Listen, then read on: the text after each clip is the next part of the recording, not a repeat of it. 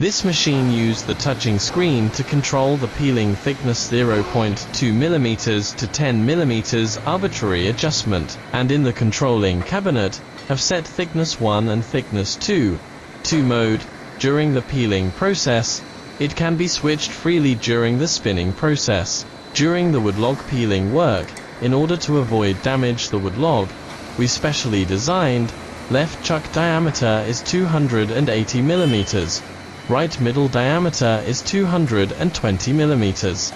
Small chuck diameter is 110 mm and 150 mm. When the woodlog peeling reach 320 mm, in the PLC program we will set, then peeling diameter reach 320 mm. The biggest chuck will be back automatically. When peeling woodlog reach 260 mm, the right middle diameter chuck will be back automatically. When log do the peeling diameter is 110 mm, the knife table will go back automatically to max. Opening 1200 mm any position.